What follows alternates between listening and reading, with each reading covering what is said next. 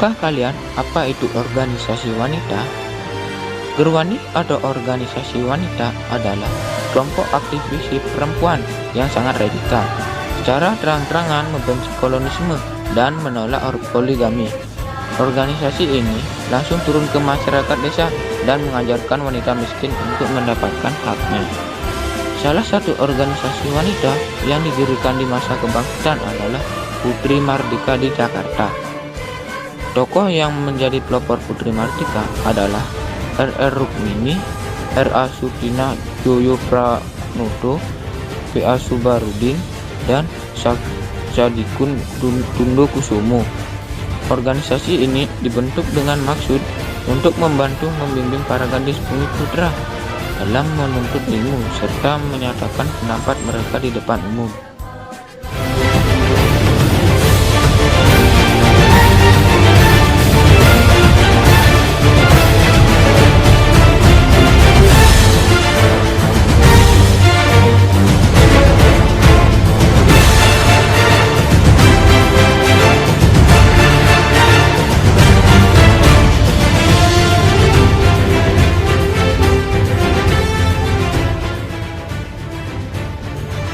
Adapun latar belakang yang dimiliki organisasi ini yaitu pada masa penjajahan, rakyat pribumi sudah memiliki kesadaran untuk memajukan perempuan. Upaya memperdayakan perempuan dilakukan dengan membentuk organisasi. Organisasi wanita ini bahkan sudah berkembang sebelum tahun 1920. Maksud dari berdirinya organisasi wanita ini sendiri adalah untuk memperbaiki status sosial atau kedudukan wanita. Salah satu organisasi wanita yang didirikan di masa kebangkitan adalah Putri Mardika di Jakarta. Tokoh yang menjadi pelopor Putri Mardika adalah R.R. Rukmini, R.A. Sutina Joyo Pranoto, P.A. Subarudin, dan Sadikun Tundo Kusumo.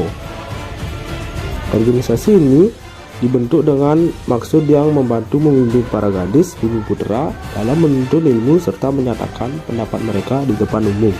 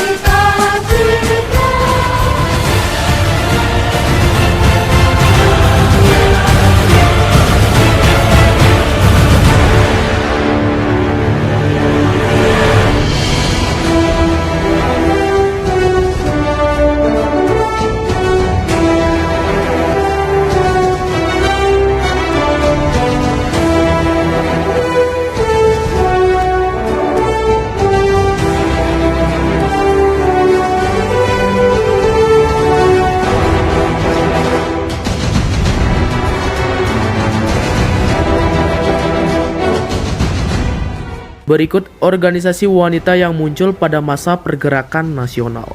Yang pertama yaitu Keutamaan Istri. Organisasi perempuan Keutamaan Istri dibentuk pada tahun 1904 di Kota Bandung. Tokoh pelopornya bernama R. Dewi Sartika.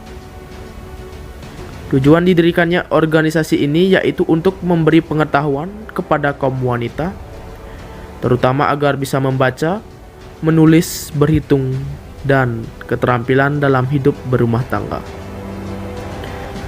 Langkah yang dilakukan untuk merealisasikan tujuan tersebut yakni dengan mendirikan sekolah Keutamaan Istri pada tahun 1910. Pada perkembangan selanjutnya, tidak hanya siswi-siswi dari Bandung saja yang berdatangan, tetapi dari daerah lain turut berpartisipasi seperti Garut, Tasikmalaya, dan Purwokarta.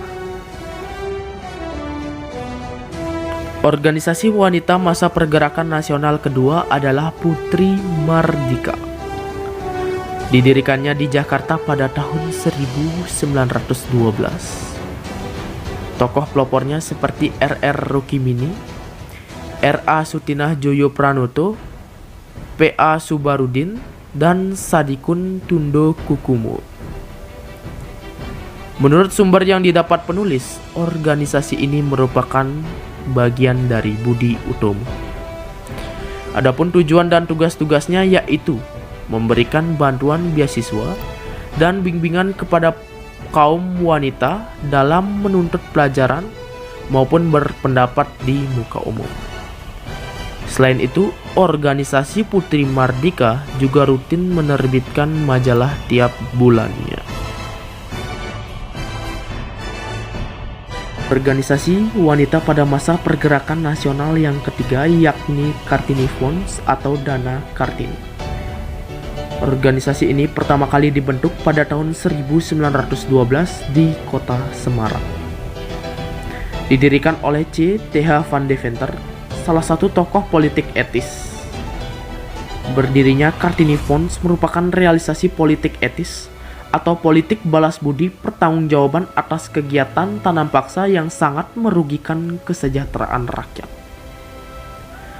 Melalui Kartini Fonds berdirilah sekolah-sekolah untuk kaum wanita. Pada tahun 1913 berhasil mendirikan sekolah Kartini di kota-kota besar seperti Jakarta, Semarang, dan juga Bogor. Di tahun berikutnya berdiri juga di Surabaya, Malang, Madiun, Pekalongan, Rembang, dan Cirebon. Itulah organisasi atau perkumpulan wanita pada masa pergerakan nasional yang wajib kita semua ketahui. Sebenarnya masih banyak lagi organisasi-organisasi lain seperti Wanita Susila di Palembang, Wanita Mulia di Yogyakarta, Putri Indonesia Wanita Katolik di Yogyakarta, Pawiatan Wanita di Magelang, Wanita Rukun Sentosa di Malang, Budi Wanita di Solo, dan lain-lain.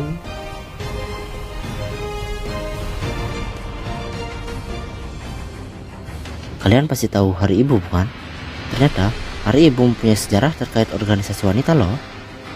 Hal ini ditetapkan oleh Presiden Soekarno melalui Dekret Presiden nomor 316 tahun 1959 yang menetapkan pada tanggal 22 Desember sebagai Hari Ibu.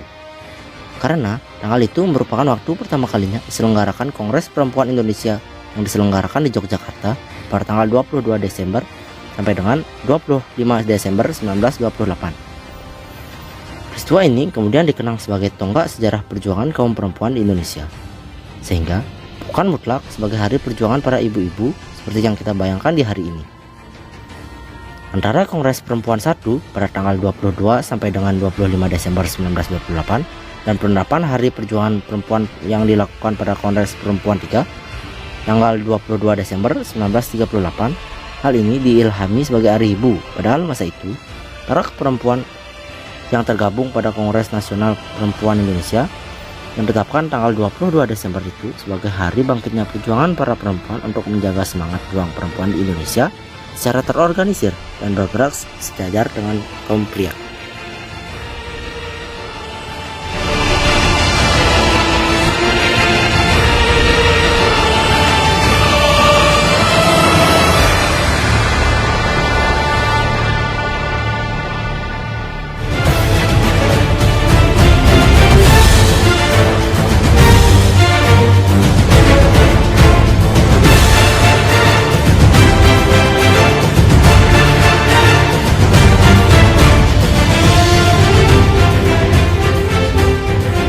Jatuhan organisasi wanita.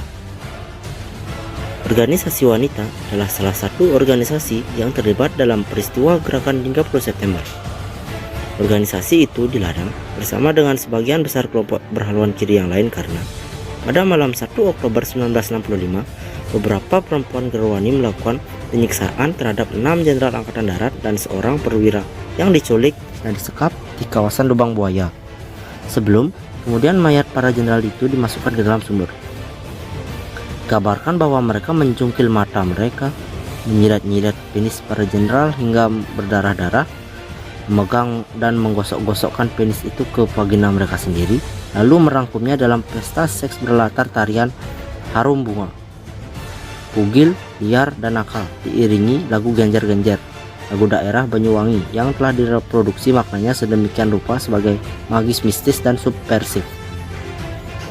Namun, Para mantan aktivis Gerwani membantah bahwa tuduhan-tuduhan kejam tersebut adalah palsu dan hanya fitnah untuk menyudutkan gerakan wanita Indonesia, dan hal ini terbukti dari hasil visum pada tahun 2000. Tidak ditemukan adanya pemotongan alat kelamin dan penyiksaan lainnya. Namun, setelah Soeharto menjadi presiden, Gerwani dilarang keberadaannya. Ribuan Gerwani dibunuh sebagai bagian dari pembersihan anti komunis berdarah, dan pembunuhan seperti halnya banyak orang lain yang dicurigai sebagai anggota PKI dan juga menyebabkan jatuhnya Soekarno.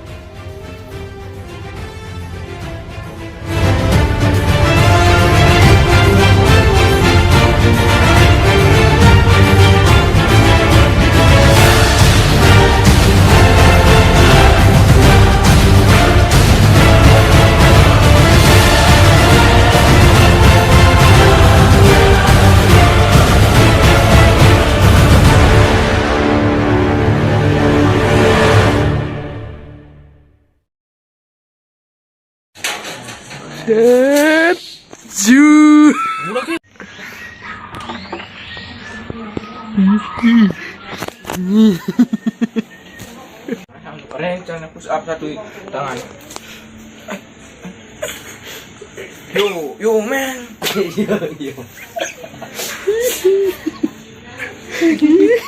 Sabur nih men. Men bangun sabur. Sini cara gitu. Men sabur men. Sabur.